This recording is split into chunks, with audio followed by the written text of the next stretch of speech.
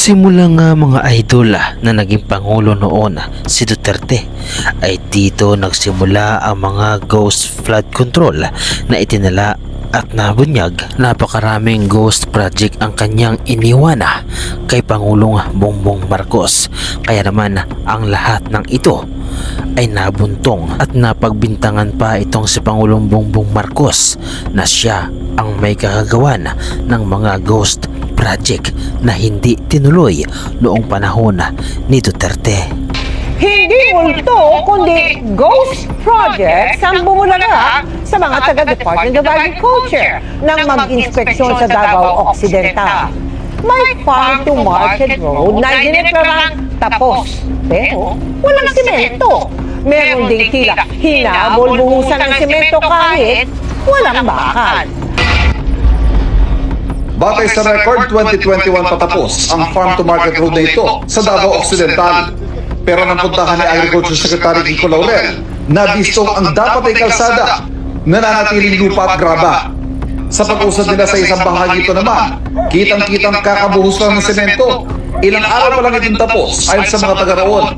Maniwala man kayo o hindi mga idol, subalit ang katotohanan ay niloko tayong lahat ni Duterte sa pag-aakala na siya ay mabuti para sa ating bansa at sa sambayan ng Pilipino at ginagawa niya ang ikakabuti para sa atin. Subalit simula pala nang siya ay umupo bilang presidente ng ating bansang Pilipinas ay sinamantala pala niya ang kahinaan ng bawat Pilipino upang siya ay magkaroon ng maraming pera. At para malihis nga mga idol ang katotohanan, para malihis na hindi mapagbintangan ang mga Duterte, ay gumawa sila ng paraan upang sirain ang imahe ng ating Pangulo na si Bongbong Marcos. At kahit si Pangulong Bongbong Marcos na nga mga idol ang nagbunyag, nagsiwalat ng lahat ng mga katiwalaan sa ating bansa, at siya rin nga mga idol ang nagbunyag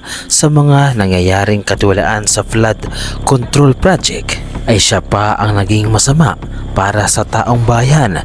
Ito ay dahil sa pagsuporta nila sa mga Duterte na nilason ang kanilang kaisipan at nagpaauto naman ang mga DDS supporters na ito. Subalit para sa ating mga sumusuporta at naniniwala sa ating Pangulo, tayo ay naniniwala na mabuti ang hangarin ng ating Pangulo na si Bongbong Marcos. Subalit hindi talaga mawawala sa lipunan ang mga salot, ang mga bobong supporters ng mga DDS upang patuloy na siraan ang ating Pangulo at baliktarin ang katotohanan. Subalit ganun pa man ang ibinabato nila laban sa ating Pangulo, ang ating Pangulo ay nananatiling kalmado at mahinahon at kailanman ay hindi gumanti ng karahasan.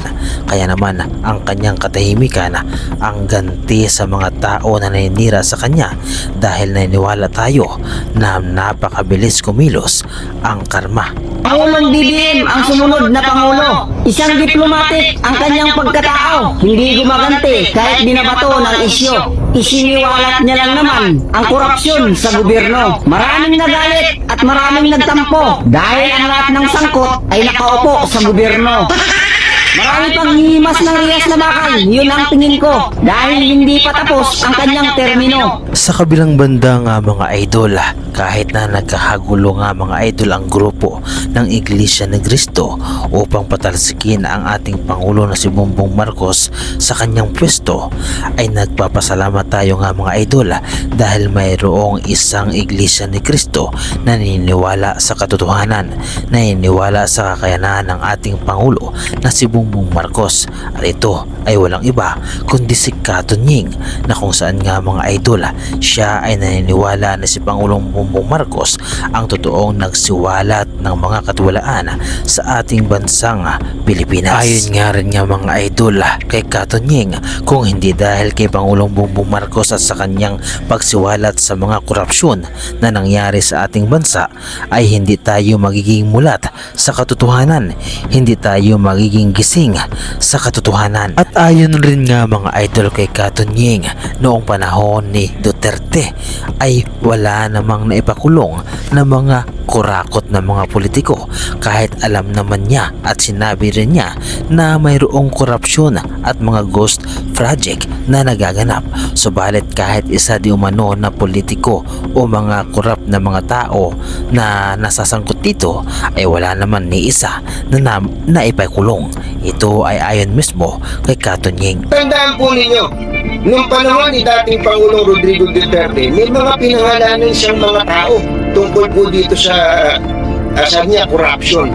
Pero meron ba siyang naipakulong na corrupt noon nung panahon niya? Ni Pangulong Duterte, meron ba kayong naalalang ipinakulong niya na corrupt? Hindi ako, baka naman nalimutan ko lang. Meron ba? Wala. Pangulong Bongbong Marcos, magalit na kayo sa akin o magalit, kung hindi niya kinumpronta to, hindi tayo ganito kagising sa katotohanan. Hindi po ba, mga kababayan? Kung hindi ginawa ni Pangulong Bongbong Marcos itong mga pinagagagawa niya na to, hindi sana tayo mulat ngayon, galit na galit ngayon, na meron palang ganitong klase ng sistema. At salamat na lamang mga idola na si Katonying na isa ring Iglesia ni Cristo ay hindi katulad ng mga ulupong na ito na kung saan ay nagtipon-tipon upang sirain ang pangalan ng ating Pangulo na si Bongbong Marcos. Sila ay nagrarally at nagtipon-tipon hindi para ipaglaban ang ating bansang Pilipinas kundi ipaglaban ang kanilang mga minamahal na politiko at walang iba nga mga idol isa rito ay si Marcoleta. At habang sila ay nagtitipon-tipon ay isinisigaw na ang ating Pangulo na si Bongbong Marcos di umano ay isang adik at kanila itong ipinagsisigawan pa ng buong tapang. Adik ka nga po nyo eh! Adik ka nga po nyo eh! Patay ka na po kayo, kami po sumusunod na sa trabaho namin. Sumunod kayo sa konstitusyon natin! Thanks po sa interview po, positive na po talaga. Sino hindi nakakalam dito na adik si Bongbong Marcos? Wala!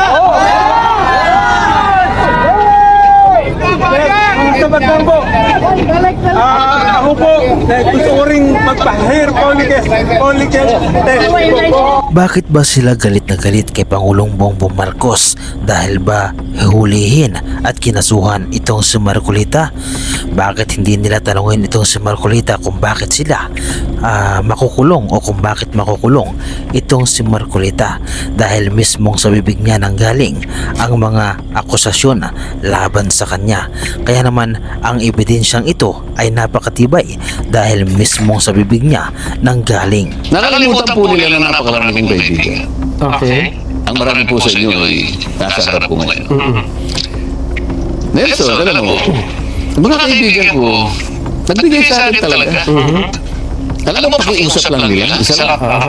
Tanggapin mo ang tulong namin sa'yo. Okay. Congressman ako nun, Kong. Kami po ay naniniwala na karapat dapat kang makarating sa Senado. Tanggapin mo ang ganito. Marami sila.